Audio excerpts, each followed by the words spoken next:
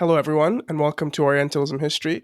Today we're talking to Professor Charles Wilkins, and we'll be discussing the rise and conquests of the Ottoman Empire. So maybe we can start off to pre-Ottomans, and we can talk about who are the Turks and how did they first arrive in the Middle East? Thank you. The Turks were a people who originated in Central Asia and arrived in the Middle East basically in stages. They were initially enslaved as individuals by the Umayyad and later Abbasid Empire and were made soldiers in their armies. But later on, groups of Turks, tribes of Turks, migrated nomadically across the Middle East into the heartlands of the region, Iran, Iraq, Syria, and eventually Anatolia. So the Turks are in many ways a very interesting migration in history. That is to say that they transformed the ethnographic makeup of the region at a relatively late stage in history, that is in the medieval period. Interesting. So there's the Seljuk Turks, which created the Seljuk Empire. What role did that empire play in paving way for other Turkish states like the Ottomans to establish themselves? And who were the Seljuk Turks? If we can take a little bit of a detour.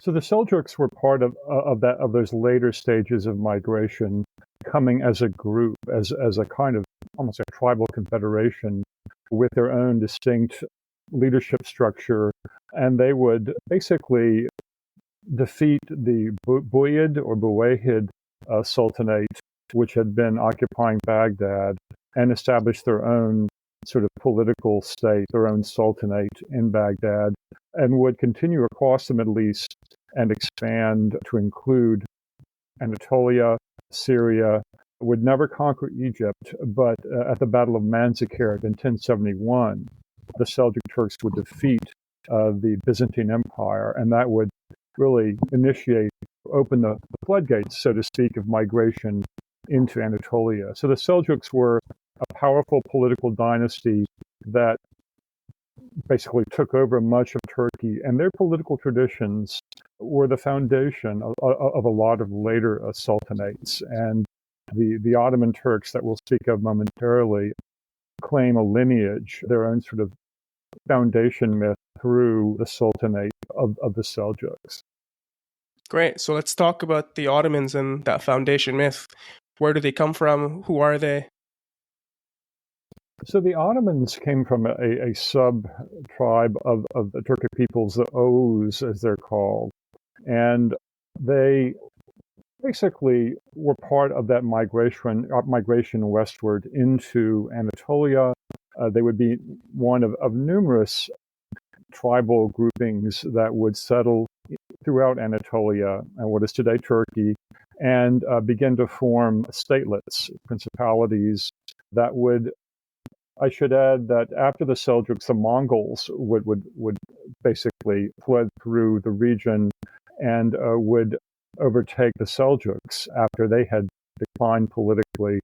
And the Ottomans would basically take advantage of a kind of vacuum of power between the Mongol Empire and the Byzantine Empire and set up their own state in what is today northwest Anatolia or Turkey.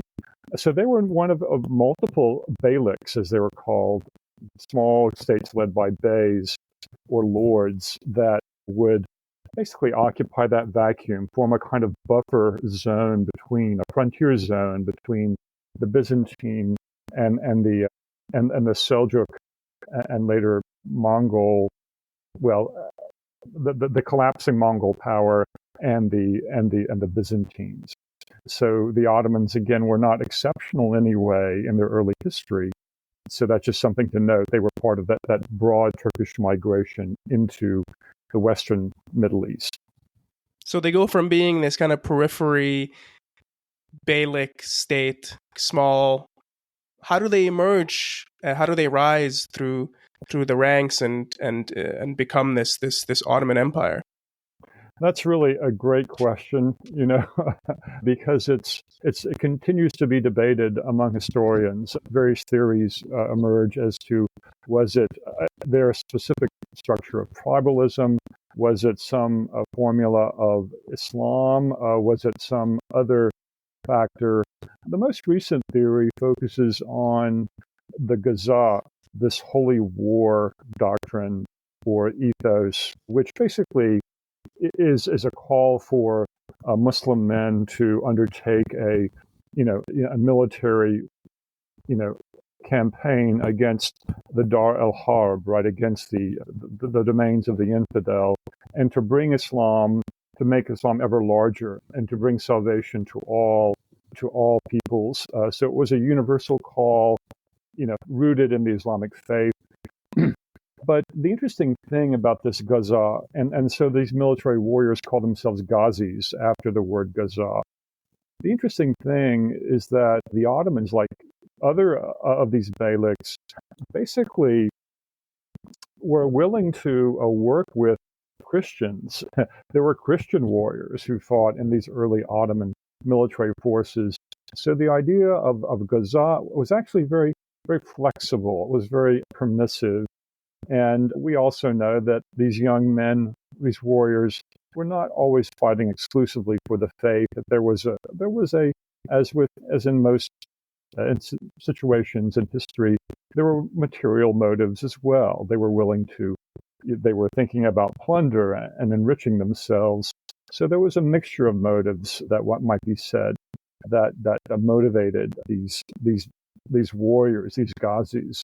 But that sort of flexible religious approach meant that they were perhaps, while they claimed Islam as their religion, they were also willing to, or they were exposed to different strains or strands of Islamic tradition that made them more willing to accept others who were not strictly speaking Muslims. And I would add as well that Sufism, Islamic mysticism, played a role in sort of educating them in the Islamic tradition. That Sufism tended to be latitudinarian, that is very flexible, and that new converts to Islam, many of these young men and older men were recent converts to Islam, or were the descendants of a form of Islam that was still in process of becoming more orthodox, more institutionalized. So this sort of the Orthodox Islamic tradition of sort of subjecting non-Muslims to a strict secondary status, right, of a subordinate status in Islamic law, was not fully active, and hence this willingness to bring non-Muslims, Christians especially, into the fold as warriors. If we're speaking about why the Ottoman beylik in particular was successful, this is another thing that historians debate. And I would highlight that the Ottomans were basically placed in an area called Bithynia, which is in northwest Anatolia. And they had the advantage over other beyliks of having a direct border frontier with the immediate hinterland of Constantinople, the capital of the Byzantine Empire. And that gave them a degree of a kind of focused goal for their raiding. There was perhaps more wealth that could be plundered because it was closer to the capital. And there was most crucially a land bridge right there at the Bosphorus and the Dardanelles isthmuses that run through that area. And so that they could actually cross over with the assistance of basically ferries into Europe. And so there was also the promise of expansion beyond Anatolia into the Balkan Peninsula. So the Ottomans in many ways were advantaged because they could incentivize their warrior class with the promise of plunder of the capital of Constantinople, of the Byzantines, and into these very rich lands of the Balkan Peninsula.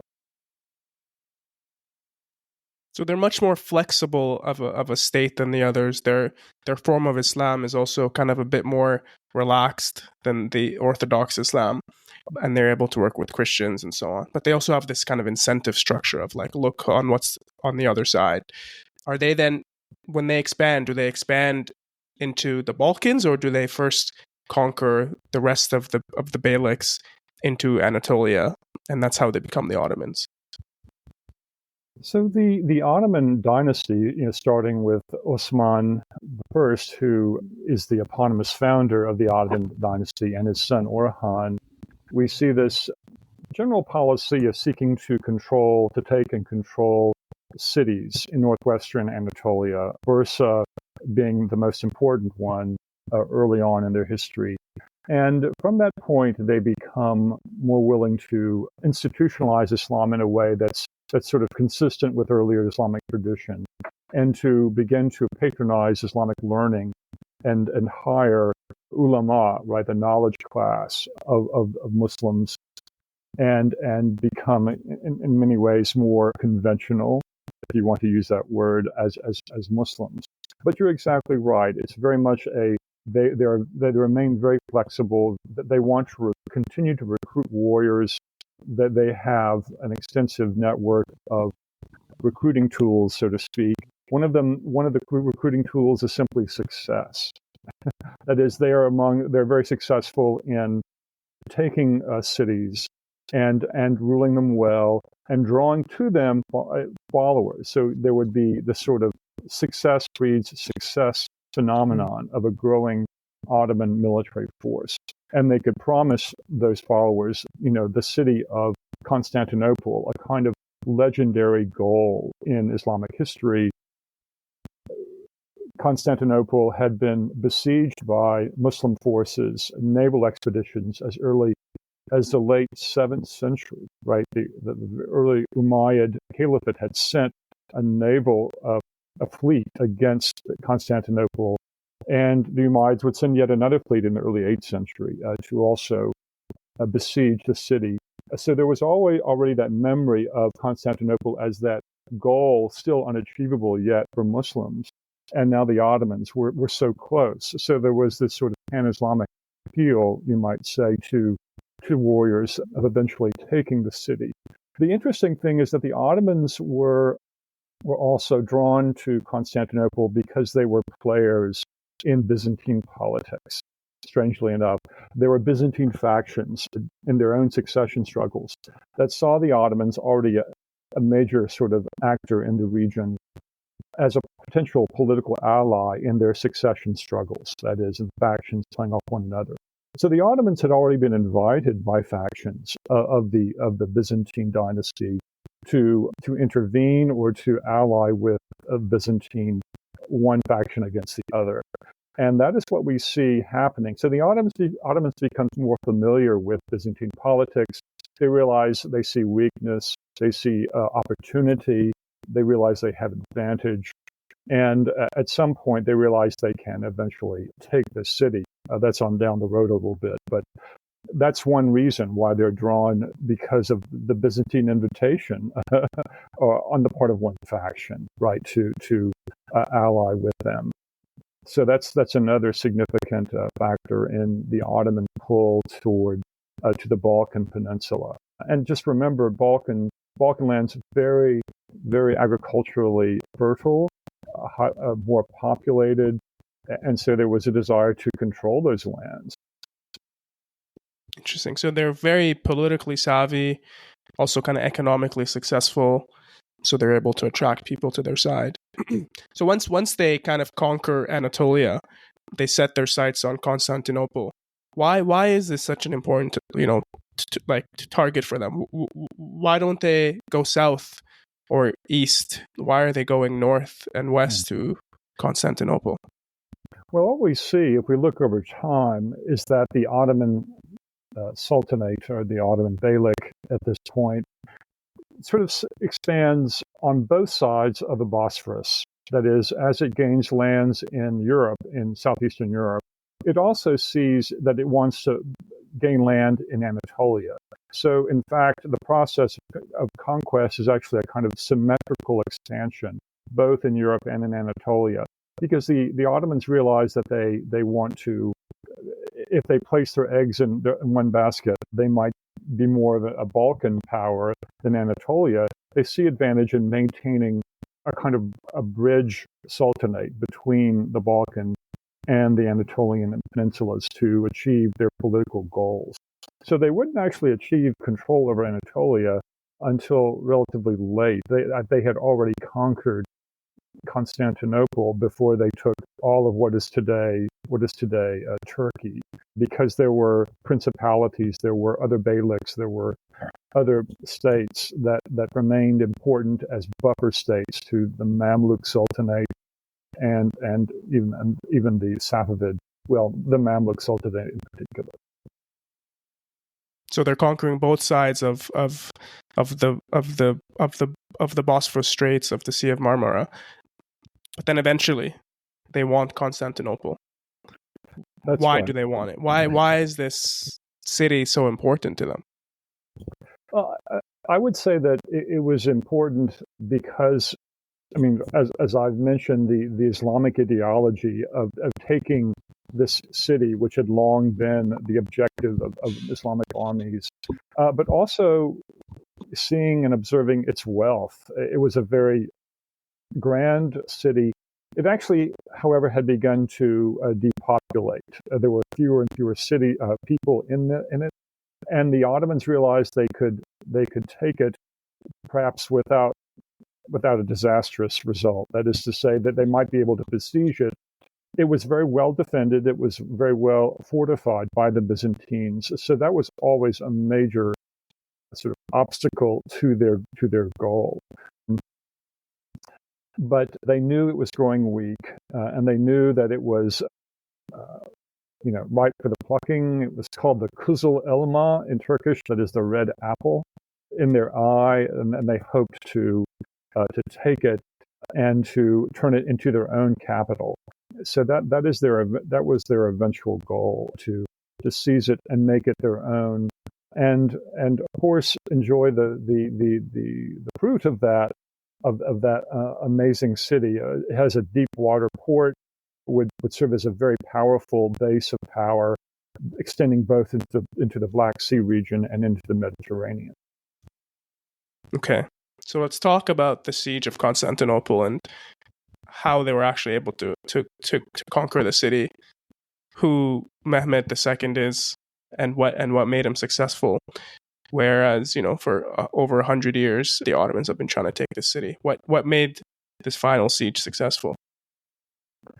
Well, Mehmed II was a creative military leader who realized how to solve problems that had beleaguered or had defeated earlier Ottoman leaders. One of the principal problems was being able to attack the walls of the city along the Golden Horn, which were not as well defended or not as well fortified.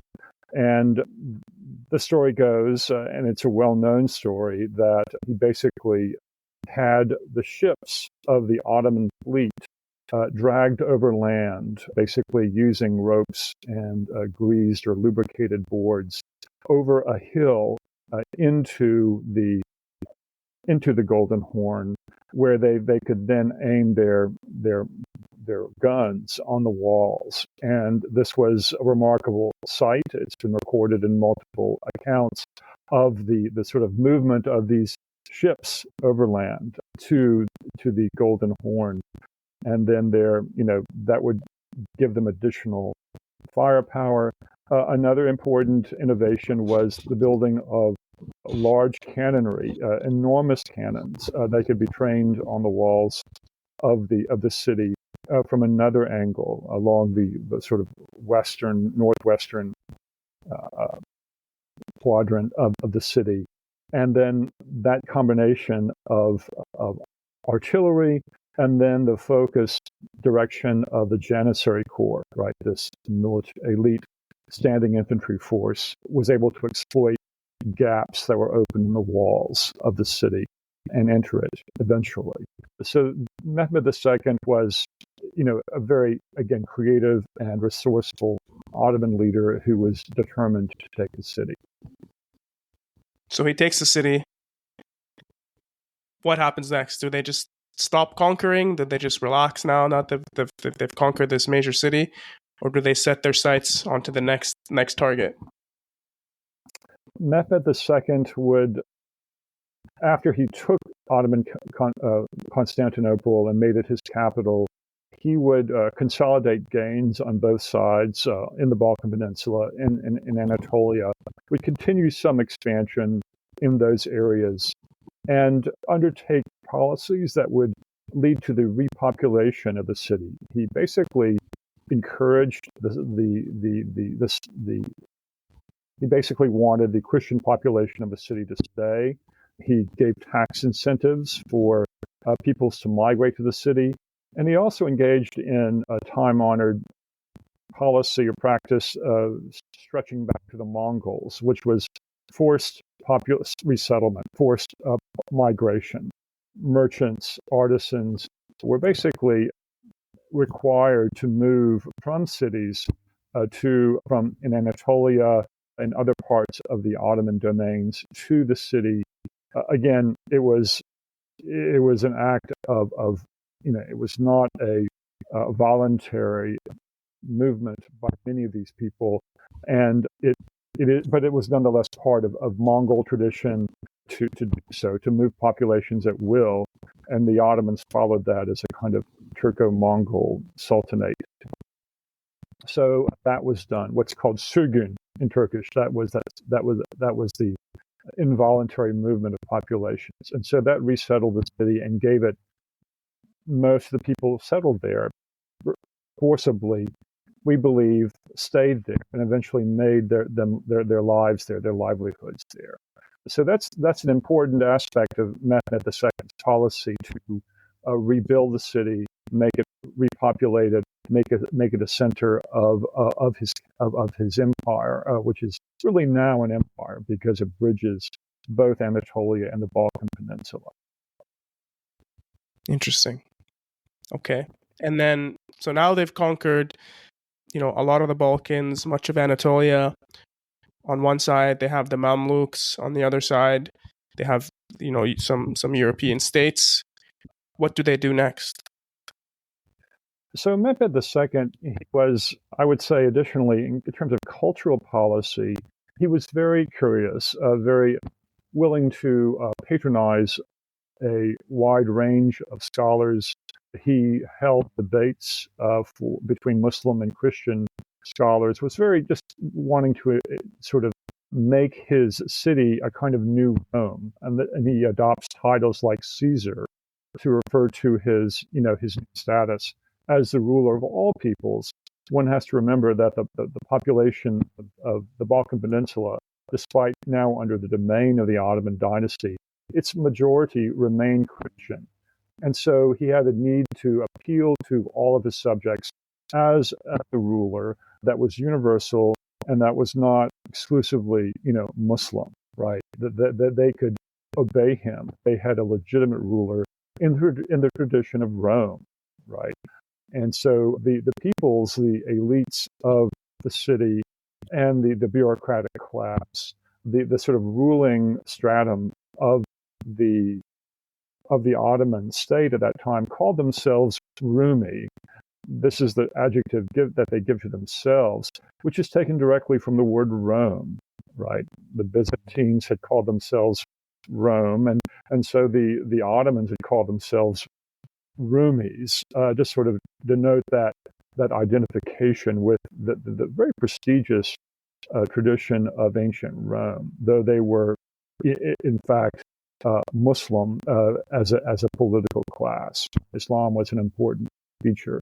But Mehmed II is seen as very much propagating this idea of the restoration of Rome now under a new ruler who happened to be Muslim, but would be tolerant to all religions with some limitations. But after him, Bayezid, his son, would pursue policies that would be not as expansionist.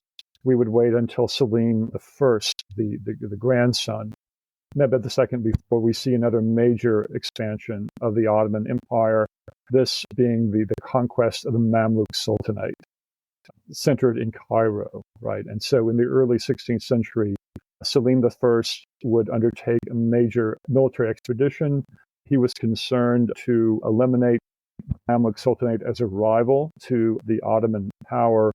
There was also propaganda that the Mamluk Sultanate was unable to defend the holy cities of Islam, right, in the Hijaz, Mecca, Medina. And we see the Ottomans projecting themselves as those capable of defending those holy cities, because there were basically incursions by the Portuguese navy into the Indian Ocean by this time, after 1498. And the threat of an infidel army, right, entering the Red Sea and threatening that domain was alarming to the international Muslim class, right? So the Ottomans could justify, their sort of attack of a fellow Muslim state by this casting of the Mamluk Sultanate as unable to defend. And simply there was just a desire to project regional power, and the Ottomans saw the Mamluk Sultanate as a weakness. We should also realize that by this time the Safavid dynasty in Iran had arisen, and the Mamluks were a dangerous threat to the Ottomans if the Ottomans saw the Safavids as a major rival to power, and the Mamluk and Safavids could ally with one another against the Ottomans. So the Ottomans wanted to perhaps eliminate that one of them to defend itself. For example, in an Ottoman attack against the Safavids in the east, the Mamluk Sultanate would be a dangerous right flank threat. Right. So those are some major reasons why we see the Ottomans expanding under Selim I southward, and the eventual conquest of the Mamluk Sultanate. Okay, so then they're able then to capture Mecca and Medina, the holy cities. How did that capture cement their leadership in the Islamic world? So they seized the two cities, 1516, 1517, and the whole region of Western Arabia, the Hijaz.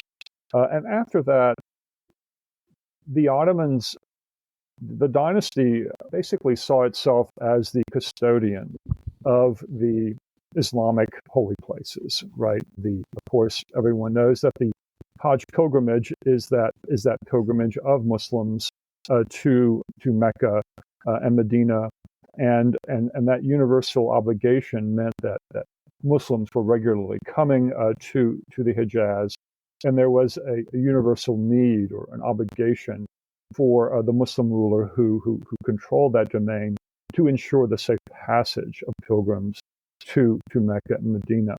So the Ottomans took their role as custodian of those holy cities very seriously. They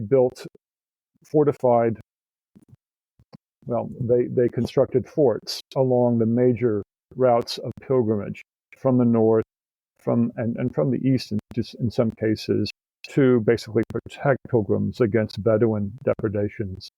They built a fleet in the Red Sea, again to defend against the Portuguese navy, and that Ottoman fleet would also enter the Arabian Sea, the Indian Ocean, to project power and defend the Muslim lands, the Ottoman lands, against the Portuguese and eventually other European fleets.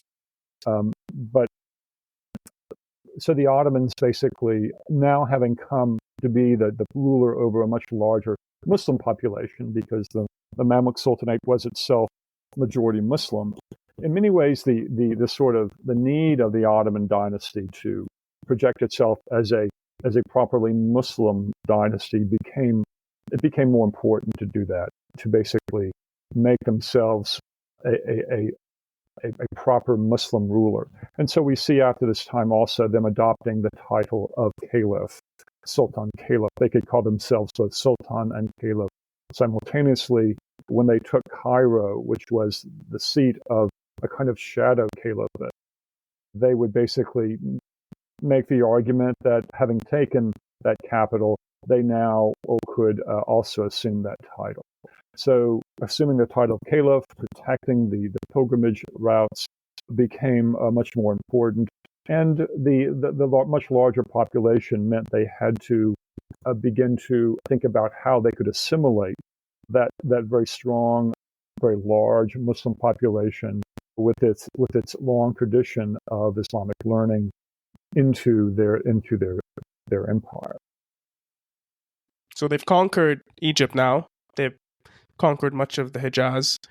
They have cemented themselves as the Islamic leaders through the title of caliph. Then they still have this other rival that's in the region, which is the Safavid Iranian Empire, which you mentioned. What was the relationship between those two empires, and how did this, whether it's a rivalry, was it a good relationship? How did this relationship shape the Middle East? It's a fascinating story of confrontation and self-fashioning, if you will, or remaking of identity. To this point in time, and up until the late 15th century, Iran had been primarily a Sunni population. The Safavid dynasty, when it arose in the late 15th and early 16th centuries, would basically declare Twelver Shi'ism to be the official state religion, and thereafter imposed a kind of campaign of conversion of the population to Shi'ism. And historians debate why they did this, but one can make good reasoned arguments. They did this in part to differentiate themselves from the Sunni Ottoman Turks. The Safavids were themselves probably Turkish in ethnicity. The political class was, but they ruled over a Persian-speaking population. And the danger for the Ottomans, the danger that the Ottomans saw in the Safavids, was that the Safavids were recruiting large numbers of Turkish-speaking nomads, Turkic nomads in Anatolia, away from the Ottomans. The Safavid religious propaganda of Shi'ism and it was a real mix of a variety of religious ideas, was very attractive to the Turkish-speaking people of Anatolia. And the fear among the Ottomans was that they would actually lose that population and would lose that territory to the Safavids. So the Ottomans wanted to eliminate the Safavids and to contain them, in Iran if possible, and maybe expand beyond if they could, being good Sunni Muslims and seeing the Shiite identity of the Safavids as a kind of wayward movement. So in the Battle of Chaldiran in 1514, the Ottomans would engage the Safavid army and decisively defeat it, destroying many of the political leadership of the Safavid army and humiliating the Safavid Shah, Ismail, who had really claimed a kind of infallibility to that point in time. But after that battle, that shield of invincibility was badly damaged. And so the Ottomans were clearly, rivals and enemies of the Safavids, and were successful using artillery, using Janissary forces to defeat the Safavids, who relied primarily on cavalry forces, lance-bearing cavalry forces, not using gunpowder. In many ways, the Safavids did not use technology or did not appropriate technology as quickly as the Ottomans did at that stage in history.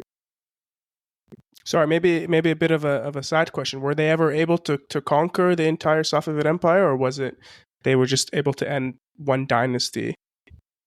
So the Battle of Chaldiran in 1514 would basically establish a border, a frontier between the Ottomans and Safavids that would basically allow the Iranian dynasty to keep the Iranian plateau, and parts of the Caucasus. The Ottomans were able to defend eastern Anatolia, maintain that under their control.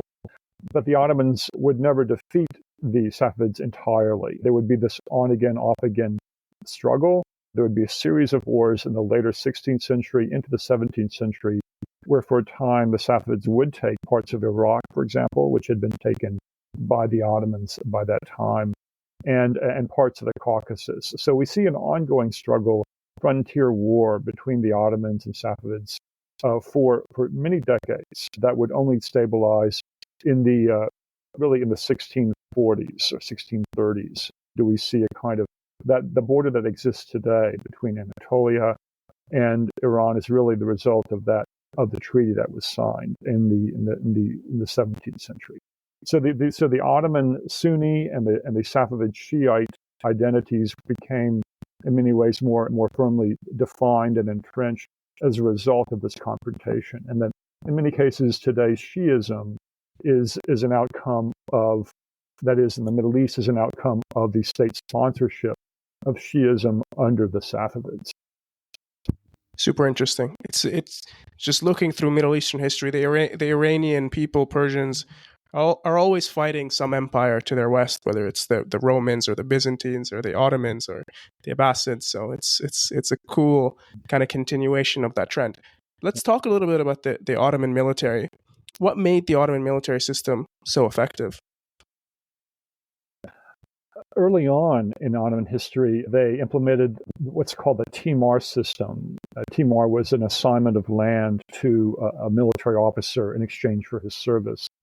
And this was a 2-for-1 deal, because the Ottomans not only paid that soldier with that land assignment, but it was also a way for the Ottoman state to administer that territory. So that timar holder, that soldier, collected taxes on that land on behalf of the state, the central state, and remitted a fixed portion for himself, or I should say to the state, and kept a fixed portion for himself. And so that was a way by which soldiers could be compensated, and a way by which taxes could be collected and law and order could be maintained. So that timar system was a building block, right, of the Ottoman state system. It created a stable administrative sort of arrangement that gave a degree of standardization to Ottoman local administration. And also, in times of war, that timar holder, that soldier, using the resources of his timar, could deploy in support of the Ottoman army. So tens of thousands of timar holders, the cavalrymen of the Ottoman army, could be marshaled for any war. And they were the majority of the Ottoman army for centuries of Ottoman rule. In addition to that mounted force, there was the standing infantry, the Janissary Corps. And the Janissaries are legendary, right, for their offensive capability, for their use of firearms technology, their musketry in particular. And they provided the kind of focused offensive capability in the heat of battle, when the Sultan or the Grand Vizier, whoever was commander, needed a kind of forced or focused attack. And so the combination of a large cavalry force supplemented by a kind of strategic supplemented by a kind of infantry corps was able to be quite effective. And I should say, let me step back and say the infantry corps itself, because it was armed with musketry, was particularly effective against other armies, which were only beginning to use gunpowder technology. I think it has been said that in the 16th century, the Janissary Corps of the Ottoman Empire was the largest gunpowder technology sort of equipped force in the Middle East and in Europe, for that matter. Right, their ability to concentrate firepower was legendary and was well known in Europe itself. Interesting. So super capable, diverse military, both musket and infantry kind of powered, and then also they have the use of horses. So the Ottomans have kind of conquered this massive area. How are they able to govern it while maintaining stability? There's also a lot of different people, right? There's Greeks, I'm assuming, Turks, Bulgarians, Romanians, Arabs. I'm sure there were some Persians as well. How are they able to govern such a vast empire while maintaining stability?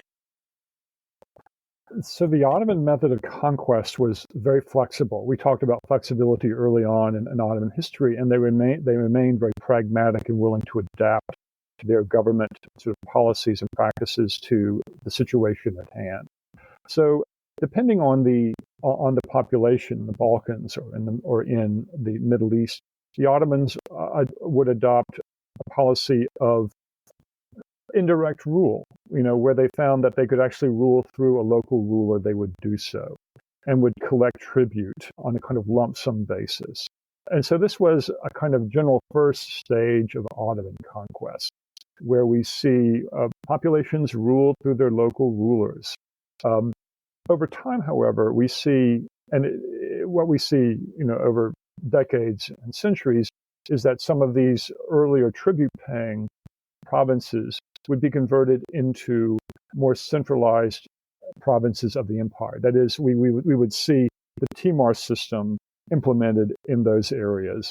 So over time, the Ottomans gradually assimilated those outlying areas into their central administration using a standard form of tax collection and of the supply of military recruits.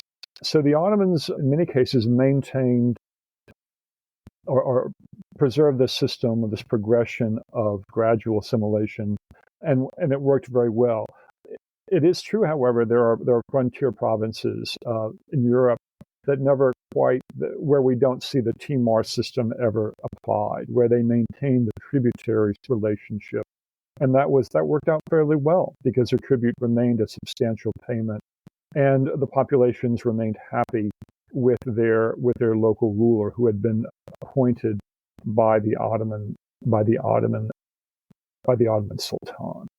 So that's a hallmark of Ottoman administration, right? Adaptability, willing to sort of rule a population, assess its willingness to basically fall under Ottoman power, and to, if they see the potential for revolt, for political opposition, they could simply appoint a local administrator from that population.